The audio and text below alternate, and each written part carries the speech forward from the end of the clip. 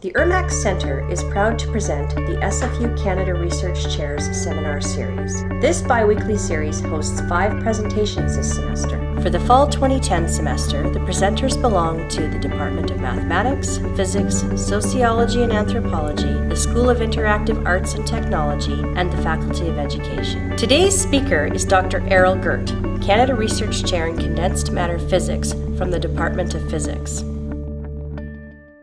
It's my great pleasure today to introduce Erol Girt, the Canada Research Chair in Condensed Matter Physics and the newest member of the Department of Physics at SFU.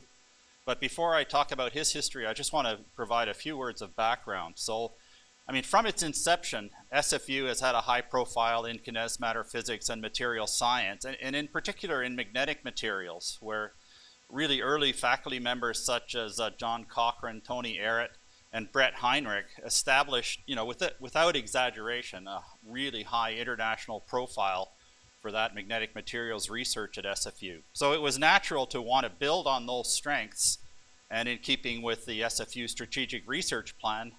So we set about looking for a CRC candidate, and we had a really comprehensive international search to find such a candidate and lots of interviews and talks. So we were really thrilled at the end of this to find that Erol, with a demonstrated research history and also a lot of demonstrated ability in industrial innovation, was eager to return to Canada and to try his hand at university-based research and teaching.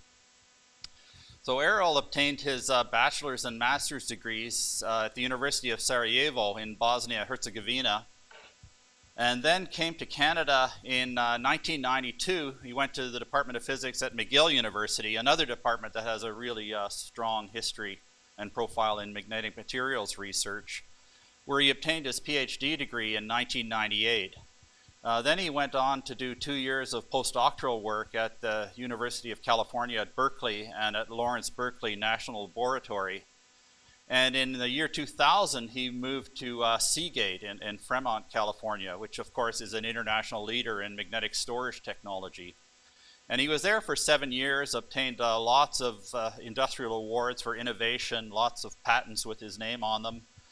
But I guess in 2007, he decided that his interest in nanostructured materials was broader than just magnetic materials, and he left Seagate to start up a new company in Santa Clara known as Applied Quantum Technology, I believe. And their mission was to make new kinds of nanostructured photovoltaic materials for solar energy technology. So in 2009, Erol came to Simon Fraser University. He's been setting up his lab ever since, and I guess he intends to continue his research in both of these directions, but I'll let him tell you about that.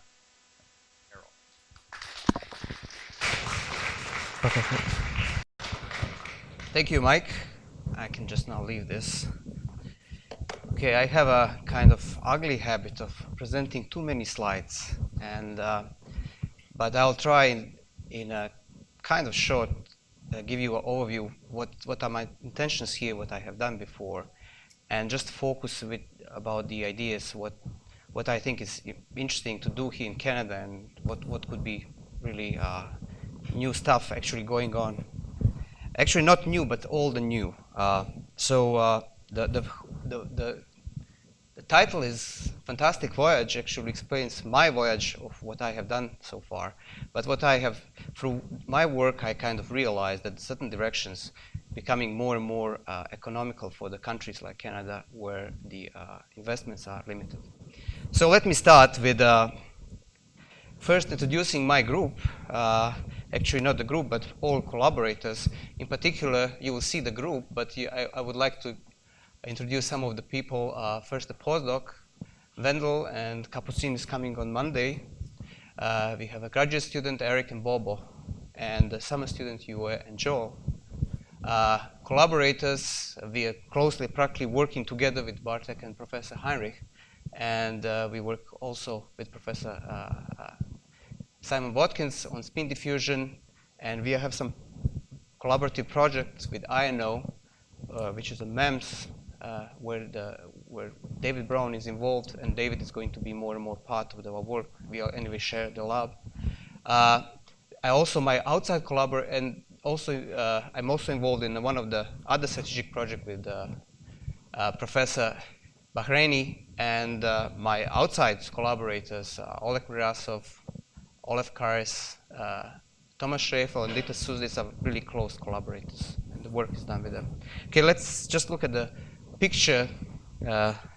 So I'm sorry for you, not at the picture, just and this is a very important part of the lab. Ken really did great work and helped us a lot, so not mentioned so far. So outline of my talk, first I will give you this idea of going to nano and then back, because everyone is now pushing nanotechnology, going nano. But what I want to show you is that actually pretty soon I actually feel that, especially in countries like Canada, that there will be lots of emphasis on micro. Then I'll talk about recording media, where I'm coming from, and some of the interesting ideas about magnetic recording. Then we'll talk back to micro from nano. I'll talk about MEMS and solar cells if I have enough time for solar cells, and give you a summary overview of our lab, just to kind of publicize the lab. Okay, everything started in 1970, and this is the work done in Zagreb by in the group of Professor Leontić, and the person really involved was also Erol Girt. It's my father. They made the first double roll spin, made this double roll spin rapidly. They call it rapid quench technique, where you use a 2 rollers double roll technique. And this is the first one made, and actually practically opened the whole area of research in amorphous ribbons. And this is where I started. Actually, my father influenced a lot my work, and in some way, this is where I started, with something like micro 25 micron sized materials. And then I moved to McGill University, where I worked on powder materials and looking at the size substitution in powder materials.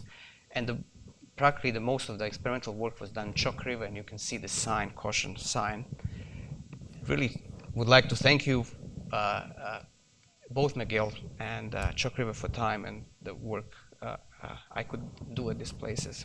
And then I move, as you can see, moving. So here we worked on powders. The size is about micron size materials. And then I moved to really nano. Silicon Valley is really a lot about nano. So first we are looking at characterization at Lawrence Berkeley National Laboratory. Then moved to Seagate, where we worked on hard drives and recording media. And finally, I started my own company with several people. But then we moved to micro, back to micro. And finally, now I'm thrilled to be here in a place which will be in the future called a well-known place where there's a gondola brings you to work. And this is Simon Fraser University. Okay, so if you look at the sizes, how I worked, first was ribbons, then powders, then we go reduce the size, this is in meters. Then we got to some angstrom size, where we make Seagate films. And then suddenly I'm kind of seeing my trend going more back to micro. And normally here I would like to do everything. You know, this is university environment. But what is important here is that this part where I go to nano is going to be really research, and all this, it will be very difficult to apply, to implement in application. This is where I see this is going to be collaboration with companies and really investment, because there is not really much investment you have to have in order to go to micro size devices. So kind of this influenced my talk, and I will start first with going to nano and start with recording. And you can see this, I love this picture, always brings me back, and this is like 30 years ago, and this is Iron Man carrying these 2 hard drives. And you can imagine it was really a good reason that we had to reduce the size of our hard drives. And this is my daughter carrying one of these terabyte hard drives, and we can see in 30 years we were able to do several things. We increased the practically density practically 1,000 times. We increased reduced the weight, reduced the price, and increased the speed. And just in my time at Seagate, we've increased the density over 10 times. So the really advanced was tremendous. And how it works. Hard drives generally consist of two parts. One is, as you can see here, one part is media, which is down, and there is a head. And media can be continuous or discrete. And this is the kind of continuous, it's granular media. And then this is discrete, this is kind of future media possible. And then on top there is a head which consists of two parts. One is writer, which is just a magnetic pole, which writes. And then there is a reader, which can be one of the sensors, TMR or GMR sensors. And let's see how it works. This is how it works. So the head goes above the media and writes the information. So you can see here, what's happening here is that we're changing magnetization in our head and our pole. And as we change, we write certain grains down in the media. So we now reverse magnetization. Now here it goes back to blue. Then we'll reverse once again magnetization, and we will write certain number of grains here. So reds are, let's say, magnetization up, blues are magnetization down. What you see really is this zigzag transition, which has to be reduced in order to increase the density of recording. So each of these grains rotates separately, and usually in what was before, they were all, I have to kind of play a little bit with this, but you can see they all were rotating coherently. So you see all these spins rotate coherently. What's interesting about this is this dynamic, which is kind of rotation. And let me just introduce this dynamic. This is represented by Landau-Lifshitz-Gilbert equation. Practically, the change in magnetic moment can be represented by two terms. One is geomagnetic precession, the term which is kind of tangential to the motion, and the other one is the damping term, is the term which is practically, some people call it viscous forces, practically which dissipates the energy from the spin. And this is where really lots of work has been done here, and lots of great work. And this alpha parameter, which is damping parameter, characterizes the strength of this damping, the strength of dissipation of energy. And let me just introduce you what really this damping does. And if the damping is large, you see the spins are just reversing. There is immediately, it's much faster process in general when you do reversal. If your damping is low, there is no way to damp the energy, so you have precession going on and on. So what I would like to mention a few things for those who doesn't understand. So you have to apply the certain field, as you always see, to reverse these magnetic grains. And this field is really related, the strength of the field is related to the higher, if there is high anisotropy in the magnetic grains, you have to apply higher field. And if it's low, you have to apply a low field. Anisotropy, this is the energy which keeps magnetic moment positioned in one of these two directions, which you see here. I'm introducing this because I will use in the next slide, where I will just show you the way how we really reduce the size of the, increase the density of recording. So what we did is, practically what you want to do is minimize this transition. In order to do this, you have to reduce the grain size. And this shows with this simple equation, which is done, so the signal to noise ratio increases, practically the size of grain decreases. And if we do this, then what happens? On the other hand, we lose the energy of the grains. So at some point, we are going to hit thermal limit, and these grains will become thermally unstable. So is there any other way we can increase stability? Yes, we can increase the anisotropy energy. So this is the energy which keeps magnetic moments in line in one direction. So, but if we do this, we then have to increase the field, writing field, because now these magnetic grains are more resilient to rotation. So you have to increase magnetic field. However, there is only a limit how far we can increase magnetic field. And for future media, we cannot do this anymore because we already hit the limit. So the question is there any other ways that we can actually improve the writing? And this is one of the problems I worked on. So this is the classical way of doing this. So you have energy barrier, you have to jump over the energy barrier, and to do this, you have to apply field so that you kind of lose this energy barrier, and that so that the moment can jump from state pointing this direction to state pointing this direction.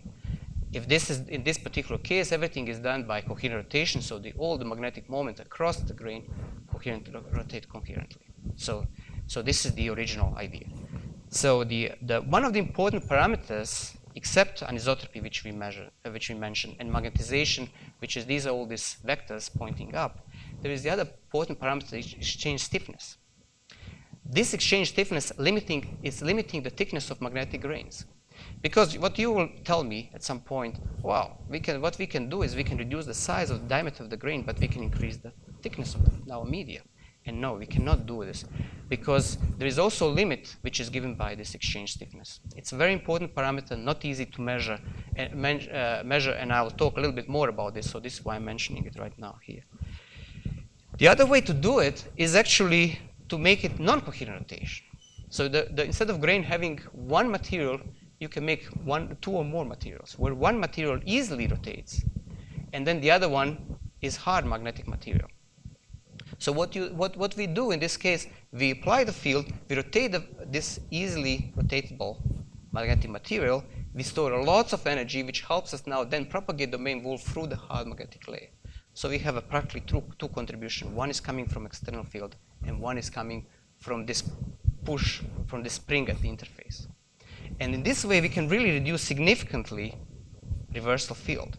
And this was found recently, 5 years ago, practically 5-6 years ago. And you can see that if we make, instead of material with one anisotropy, which gives one anisotropy value, several of those, so the top anisotropy values are smaller than the bottom ones, we can reduce coercivity almost 10 times, while we just decrease the energy only 2 times. So we have a gain about 5 times. And just a kind of a picture, and let me just give you an idea how really this grain rotates. So you see, the domain propagates through this material, and it's different way of rotation. And in this way, we can really improve our reversal, reduce our reversal switching. Once again, okay, so I have to kind of put out this. The other way to reduce magnetization reversal is to use the heat. Heat is another way to assist recording. So what you're doing, you're heating the area, heating magnetic layer. At the same time, you're writing. When you're heating, what's happening is the coercivity or energy or this K value is reducing, because at the high temperature, some temperature goes to 0 because you're losing all magnetic properties. So you're trying to write at the point very close to the point where you have a practically supermagnetic state. So let me show you how it works in this particular case. So you heat up the media, and practically don't have any more energy barrier, and then you cool the media very, very fast. And you can see there's a picosecond time scale, and you cool it and increase. And while this spin are hopping, at some point you're hoping that the spin is going to finish up in the state which is the low energy state. And this whole has to happen, cooling and heating has to happen in practically we are happening in 200 centigrade in 1 nanosecond. So it's very fast. And this is the other way to do it, and this is what Siggy is trying to do right now. So what here for development in the future, once again, I'm pointing this A parameter because I will be talking a little bit more about this A parameter. It's very critical because it's kind of related to the temperature of the media, of the Curie temperature of the media. So if the A parameter is large, usually the Curie temperature is large. So in order to do this kind of process, we'll have to heat up media to much higher temperature. And it's very difficult to do this in industrial setting, actually in real setting, when you have to heat media to 800 degrees to do some kind of writing. So it's much easier when you're working with the temperatures which are 300, 200 centigrade. So once again, the A parameter is very important. It's very important to understand how it works and how to control. There is the third way to really improve reduce switching field is really to apply microwaves. And once again, this lab has done lots of work on microwaves. So practically, what one has to do is, while you're switching, when you're applying field, also apply RF field. So when one does this, is you try to reach the ferromagnetic resonance, and then the spin starts.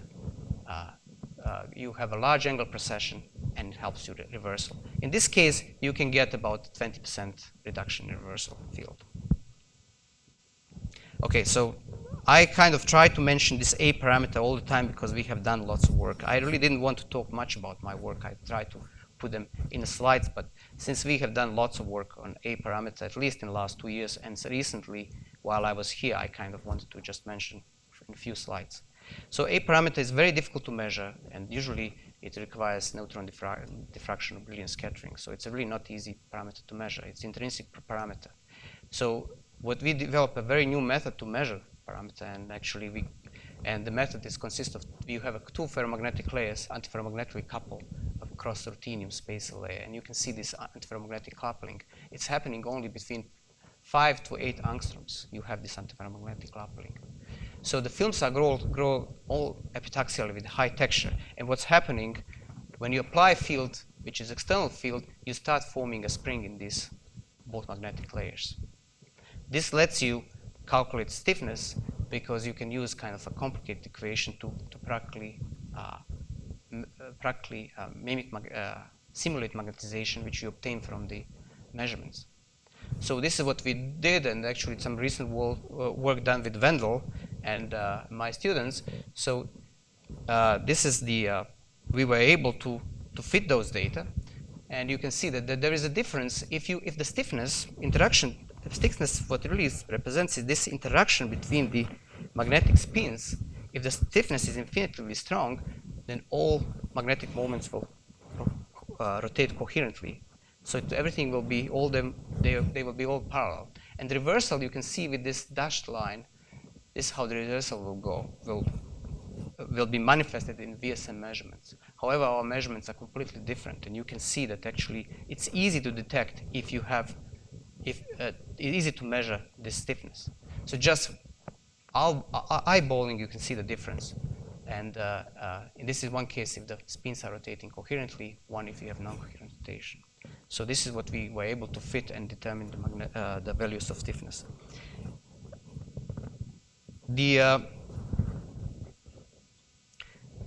Let me jump over this because this is not really my work. At the same time, as we are doing this and measuring the stiffness, we have done with collaborators, we've done work on theoretical work on really predicting values for stiffness. And this is done work. The work is practically mimic our experimental process. So you have the experimental work. We assume that there is a formation of some kind of spring in our magnetic materials, and he has calculated the stiffness from this kind of measurements. What I would like to point, there are two things. What we are going to do now is we are going to add some elements into our cobalt lattice, and what happens in this particular case, when the cobalt goes in, it actually starts affecting the coupling. Not only that it starts affecting coupling between this element and the rest of the cobalt atoms, but also there is some charge transfer between this rest of the cobalt atoms and these additional elements you put inside the cobalt. So there is it's a really complicated thing going on.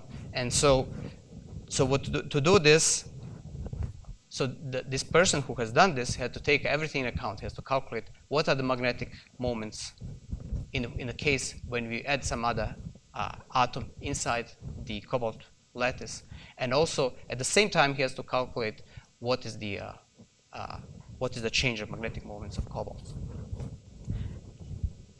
And these are some magnetic measurements. So the interesting part is when you add the free elements into the cobalt. One is platinum, the other one is ruthenium and chromium, and here we represent magnetization value of our system as a function of the addition. What's interesting, if you add the platinum, there is almost very small change in magnetization. However, if you add the ruthenium and chromium, magnetization changes of our system. And at the same time, on the other hand, there is an effect on the stiffness, which we measure at the same time. This is the stiffness as a function of the amount of platinum, chromium, ruthenium added to the cobalt. Then we see completely different order. Platinum practically doesn't change stiffness, similar like doesn't change magnetization. But on the other hand, chromium, the effect of chromium on stiffness is much smaller than the effect of ruthenium. So ruthenium decreases magnetization, but on the other hand, doesn't decrease the stiffness as much. So we want to understand this, and I'm presenting this work because it's a kind of has a interesting point of really intrinsic what's going on in structures when you add another atom. And here is the practically experimental, these are theoretical data, and actually they're very much in agreement with our experimental data which we did. And what we found out, if you have a cobalt, these are the magnetic moments on of cobalt atoms, are all represented in Bohr magnetron. If we start adding some other elements, what happens is that suddenly if you get platinum, platinum gets polarized and gets a small magnetic moment. However, the surrounding cobalts are also magnetic moment changes. For platinum, really does not change much, but if you add a chromium, or a ruthenium, for example, it affects significantly surrounding magnetic moment. And ruthenium also gets small polarized. On the other hand, chromium, something very interesting happened with chromium. Chromium gets antiferromagnetically coupled. And so suddenly, just by being virtue of antiferromagnetically coupled, magnetization is reduced significantly. However, because the magnetic moment on chromium is still very large, the stiffness is not affected as much. So you can see in this example, not only that we develop a new method, for example, to measure stiffness, but we kind of understand details of the structure, what can happen by adding different elements. And what we found out that actually the magnetization and stiffness can be varied independently. So you can add some elements where you can affect only stiffness, and some elements which will affect actually mostly stiffness, and one element which will affect mostly magnetization. And this is very important for designing media. And this is one of the work which I try to kind of do some work which is important for industry, that we can use this in designing recording media, but at the same time kind of being important for for scientific world.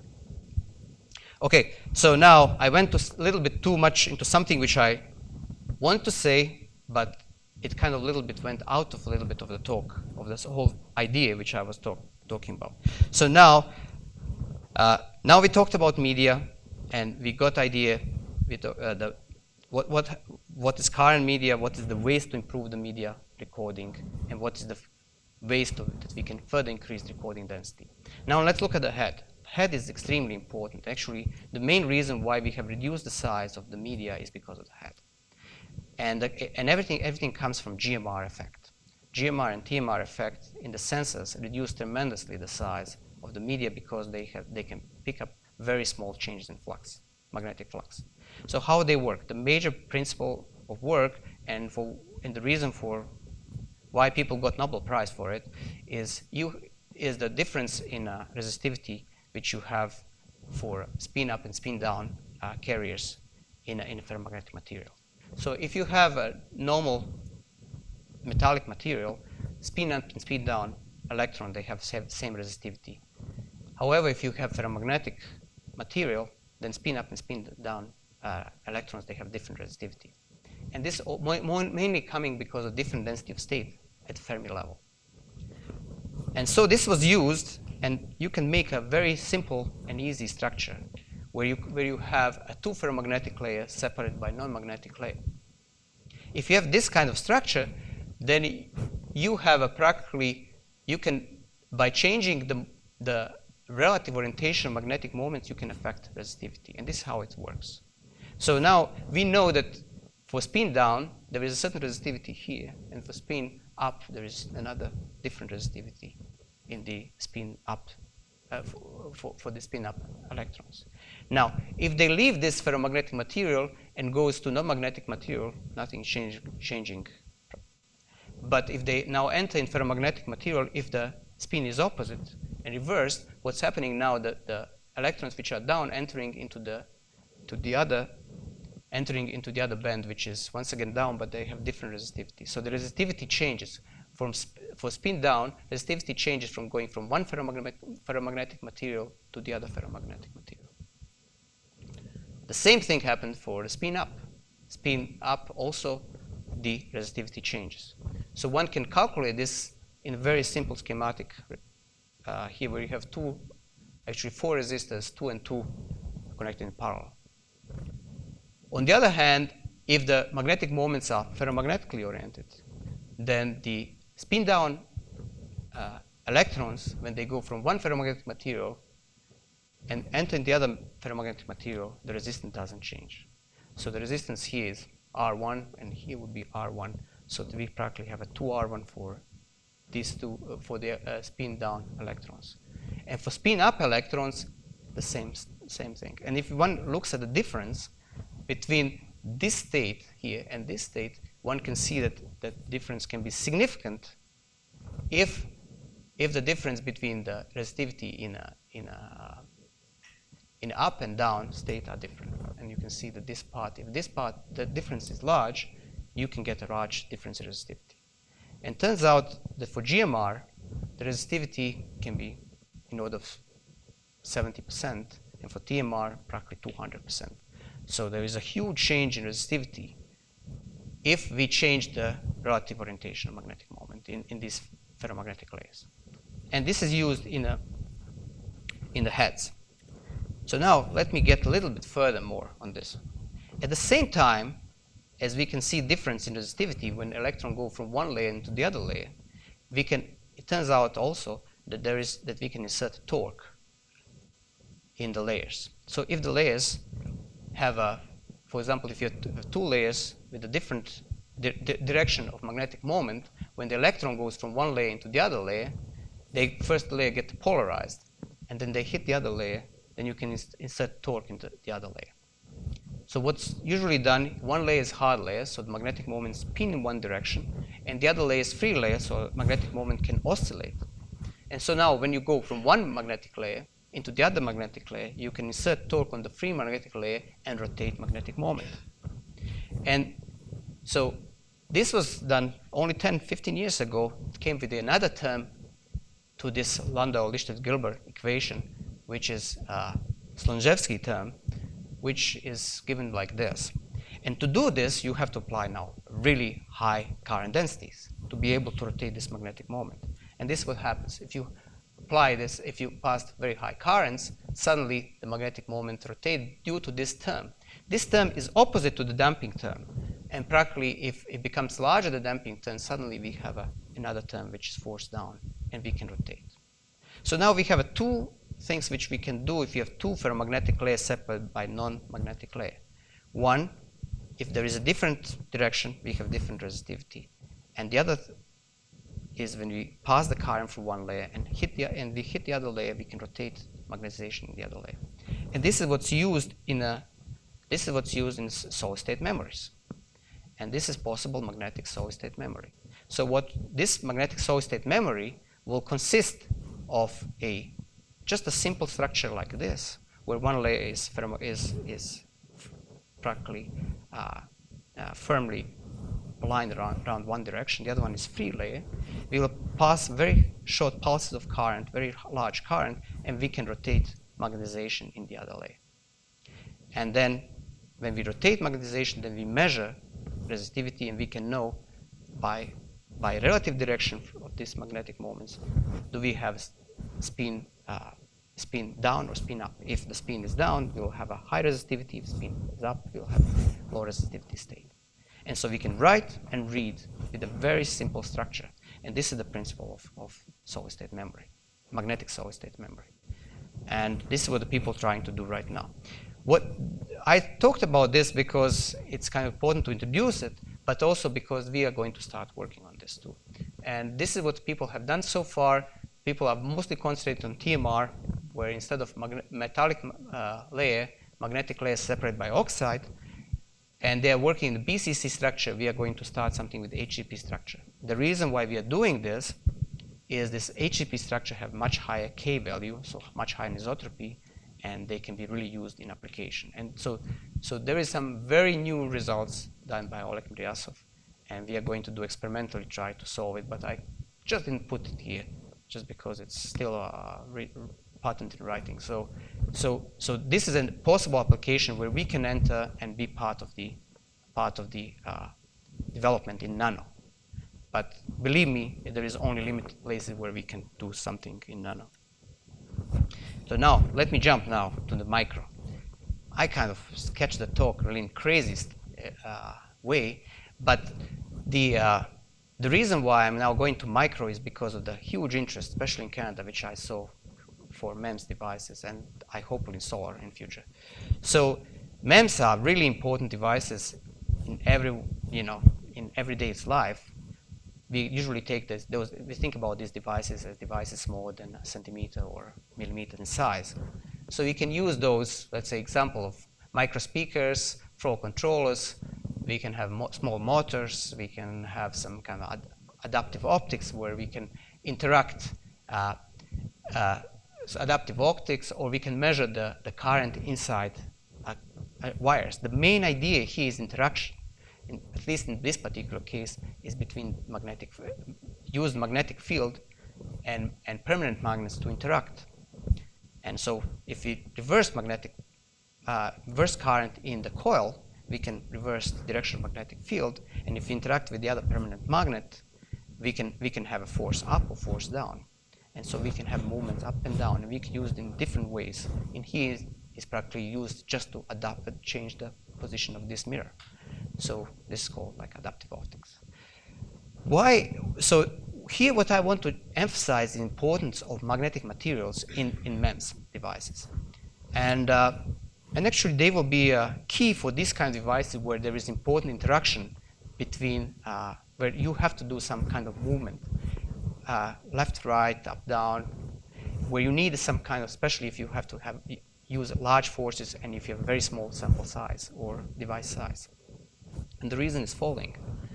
If you scale down from something like this to small, this size magnetic material to small magnetic material, actually what you have to scale the volume and you have to scale the distances. And if you do all of this and you calculate the field around magnetic material, it doesn't change if you scale the magnetic size and scale the distance. So, but it happens completely different if you have the magnetic field coming from the current passing current passing through the coil. If you have current passing through the coil and we do the same scaling, we'll see that if we scale material k times, the field at the points, which will be normally closer scaled, will be 10 times smaller.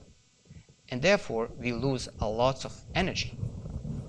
And you can see this kind of nice work done and kind of pictures, smiling pictures. So if you have an interaction between two magnets, you can see that the force which you can generate, if you reduce the size, can be proportionally even larger.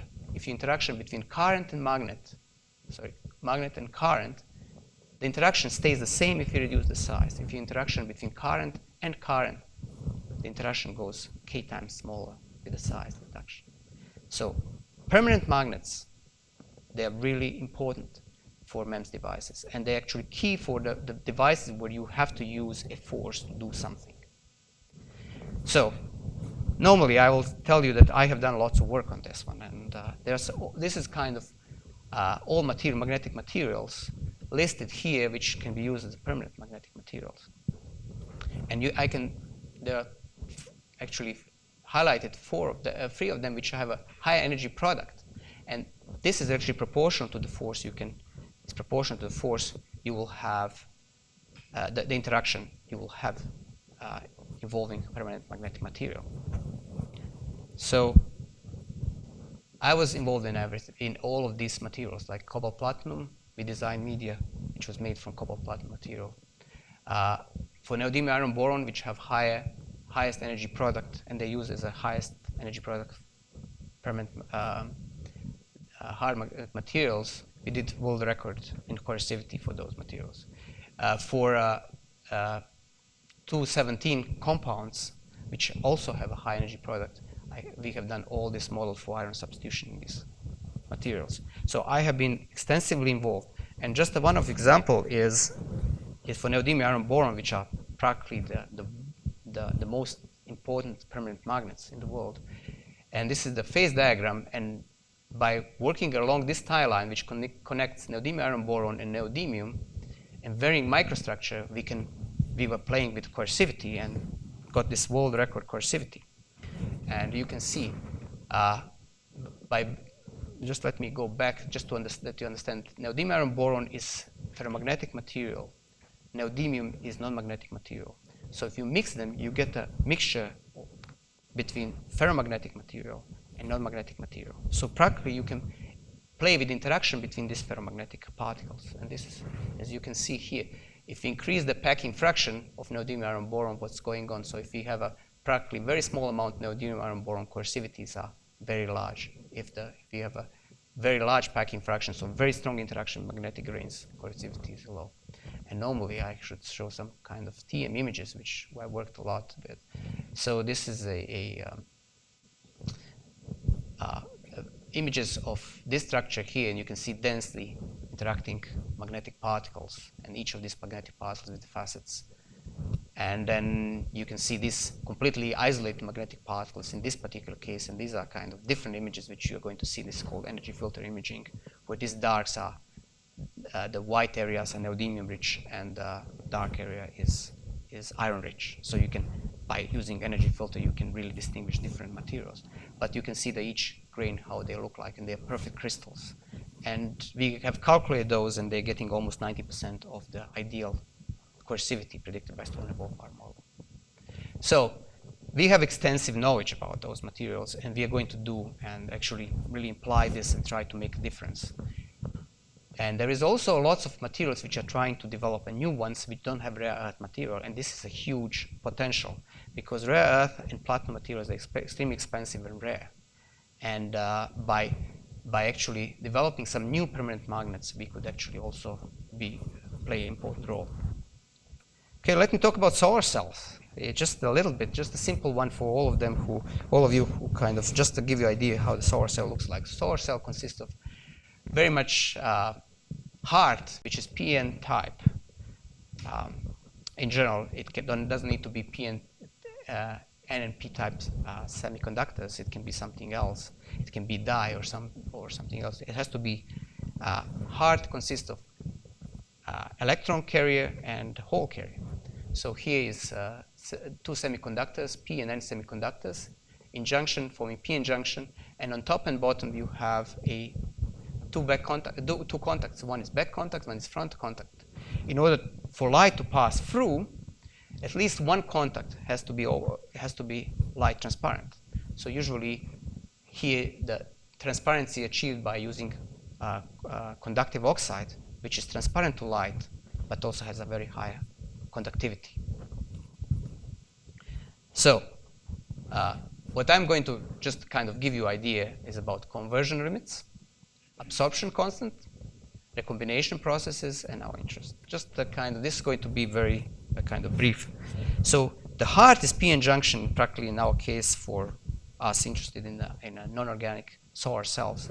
And the whole idea here is that the solar light which falls down on top of solar cell is really not monochromatic. So you don't have one wavelength, you have a whole bunch of wavelengths. And so if you construct something, you have a P-type and N-type semiconductor, and you form PN junction, you build some kind of potential which can drive carriers across the PN junction. And one of the key parameters is energy gap. So it's the difference between conductive and valent, between valent and conductive band. So all these photons coming from the sun, which have energies below this EG band gap, they are not going to be absorbed. So what happened to, so only we have absorption of these electrons above energy gap. And so what happened to them? So first, we can absorb just exactly at the band edge, but usually it's not happening. If you have high energy electrons, we're absorbing all the way high up, so these electrons lose energy, fall to the band edge, and then they get extracted out. So you can see some kind of losses you can have. First, you cannot harvest all the energy below band gap. And the other thing is that all this above the band gap, everything extra you lose. You just can harvest the energy up to the band gap. So for this reason, there is only limited efficiency, and the maximum efficiency you can achieve with a single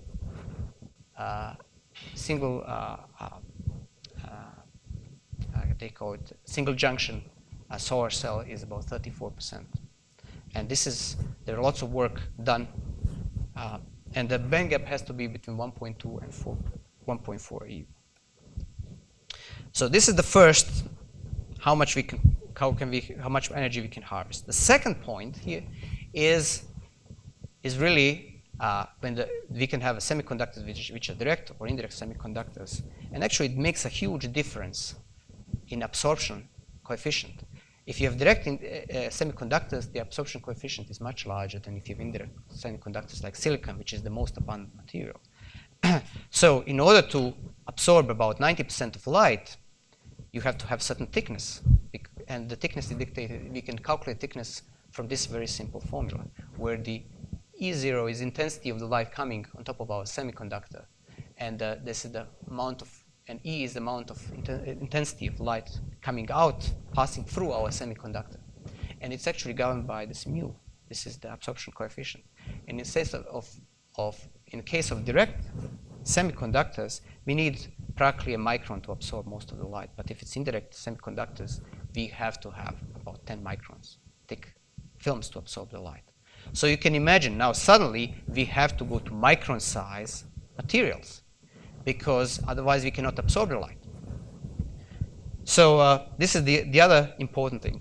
And the other one, which I will not really talk about, is the problems which we always have is the lots of recombination inside the bulk, and also, which I'm not talking about, at the p-n junction and at the back and front contact.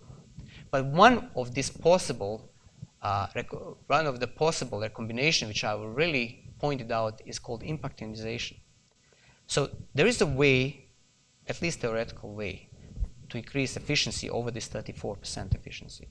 And this is called by impact ionization. And so what happens is that when the light with a very high energy kicks electron from valence to the conductive band, instead of this electron falling down, due to impact ionization, the electron fall down to the edge, but there is the other electron created at the same time. And so for the one very high energy electron, you can have for one very high energy photon, you can create 2 electrons instead of creating only a single one. And this can increase efficiency to about 60%. And to do this, you have to go to quantum dots. And this can be only done in the confined systems like quantum dots. And what's happening in quantum dots, when you decrease size from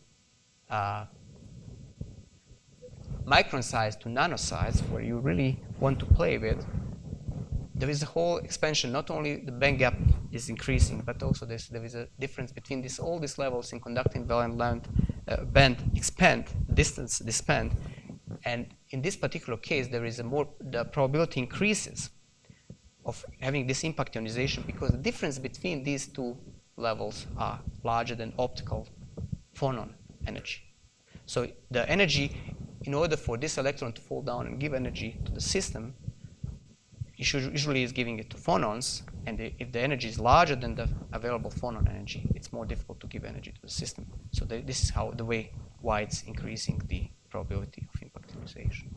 So this is one thing which we'll be working on, actually we'll be interested in, because I have lots of experience with the quantum dots.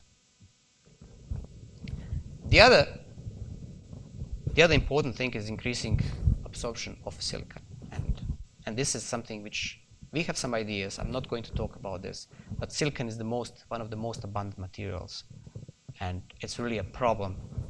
The problem is that silicon has a very low absorption coefficient, and so you have to make it very thick. If you make very thick silicon, then what's happening, the silicon has to be absolutely pure, because otherwise you'll have lots of recombination inside the solar cells. Thicker it is, the path in order to separate carriers is much larger, so you really have to have pure systems.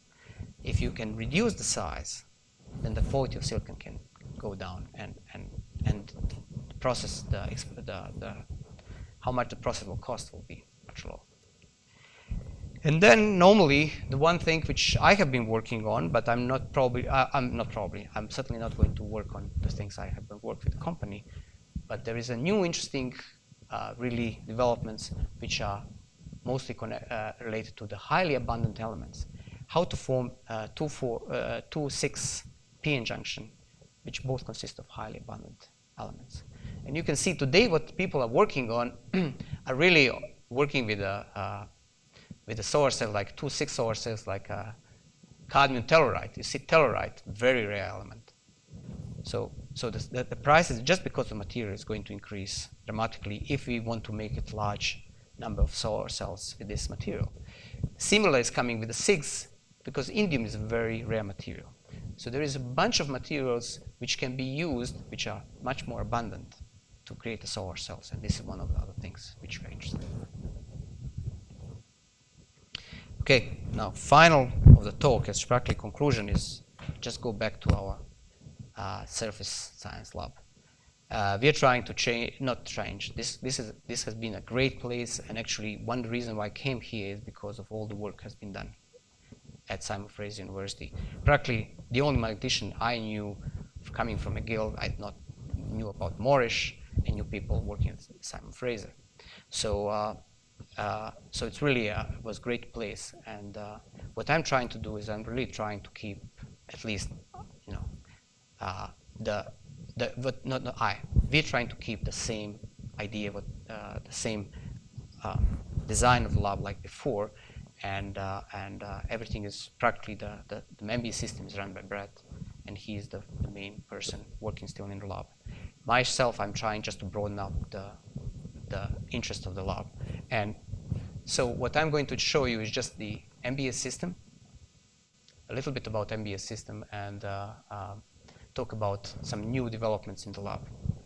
And this is the MBA system. This is just a really, people really don't realize how great system they have at the surface science lab. And you can just see why I'm saying this. Look at the system. Oh, sorry. So you load the sample inside this load log, and you can also you can have a cleaning inside in situ of the substrate, which is then moved into the actually analysis chamber where it can be also cleaned with the sputter gun. Then we can move this into the deposition gun, the deposition system, where we have E-beam and thermal sources to deposit materials, and we can in situ control the growth with the read. So then we can move it and we can look at once again the growth with the lead, and we can do resistance measurement. Now further, we can move back to the analysis chamber and do a whole bunch of measurements of composition. We can look at the composition, and you know what's really amazing. There is a whole range of energies which we can use. We can look at the valence band. We can look at the composition like XPS. We can look at Auger. We can use Auger electrons. It's just amazing number of tools we can use to detect, to look at not only the composition, but also bonding state inside the material. And then we can move to SEM and characterize the surface of the films. Everything in situ can be done. So this is the really system made for thin films and for surface analysis, and this is why the lab got the name. What I'm trying to do extra to add is another system which looks like, but it will be just not like the system MB is just going to be a more kind of automatic system, and what I'm kind of used to. And have two chambers where you can automatically move the sample from load log into any of these two chambers. And what will be unique for these chambers, we will also have some in situ tools for measurements. But one of the unique things with the system, we'll have a first, this I would not say unique, it's kind of normal thing. It will be, each chamber will have 8 to 10 guns, so we'll have a large, we'll have option to spot on different materials. But what we will have option is to go from angstrom to micron size films. Okay, 10 micron size films we will be able to spot in a 10-20 minutes time scale. This is just amazing. There is not too many development labs which can do this. So we can attack all these micron size materials. Then we can have reactive deposition. We can have a co-sputtering normally involved. We have a very unique way of heating the sample, which we're going to develop here, and we can have some in situ characterization. Now let me finish with summary. The whole point of the talk I kind of was really is that word micro can become really very important, especially for the countries where the investment is limited. So because if you go to nano, you really have to invest to clean rooms, you have to invest to a bunch of equipment which cost billions of dollars and can be done only in Canada in local places. So to do really great nano technology, there is a certain limit. You can do it. And that this what you are doing is going to be used in application. So micro is actually one thing we can really go and get a much small investment and do lots of research and be also important for the industry in Canada. I discussed about media, MEMS, and solar cells, and give you ideas of both nano and micro side and micro world. But I see more potential in the work industry with micro world. And just to give you an idea about developing in the lab, we have option to do magnetic and oxide thin films. We can do Solidstate magnetic memory devices with this new system. We can go to magnetic MEMS and make thick films, and we can go to thick, actually, solar cells. Thank you.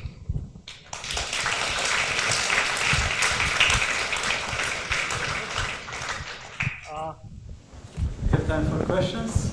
Just please use mic because we are recording. Questions?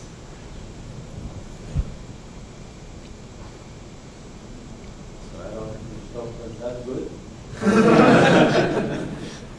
I was just wondering when Mike. I was just wondering, Erol, thank you very much for a great talk. Also, I was just wondering when you had ruthenium and I think you had platinum, ruthenium, and chromium. I guess chromium would be antiferromagnetic because I worked with it. But I was wondering why you didn't use palladium at all. Or Yeah, this is a good question.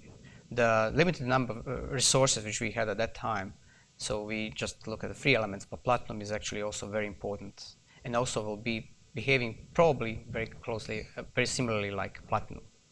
So it's going to be probably ferromagnetic polarized. And so we just picked two free elements which are kind of representative groups of elements, which we very much use in recording industry. Platinum increases anisotropy very much so. Ruthenium is used always as a exchange coupling layer and also supports HCP structure growth. And chromium is used in all this material not only as a corrosion protector, but also it's very important to play with magnetic moment. So these three elements have a very key role in magnetic recording, and this is why we are chosen, but probably because of all these things which I want to say, didn't point out this. So thank you for asking. Any other question? Commercial solar cells, what's the efficiency? Okay, so you can the efficiency range from commercially range from amorphous silicon, which is range below 10%. Then if you go to thin film solar cells, which are cadmium tellurides, let's say First Solar, which it's about 12% right now, 11 to 12%. Then silicon, which was developed for a long time. There is really great work done on silicon. So the silicon, there is a difference, the polycrystalline and the single crystal silicon solar cell, but single crystal you can go 25% efficiency.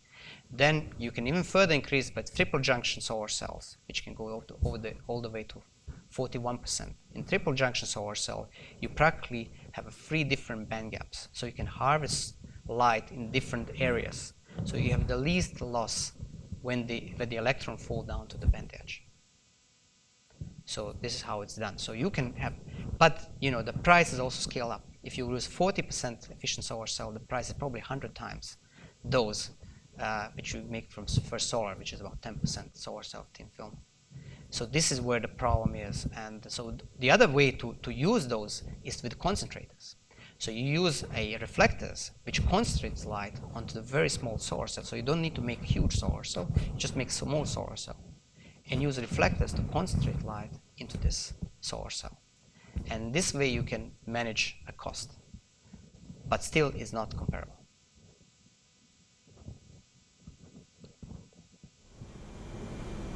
So let us thank our speaker once more.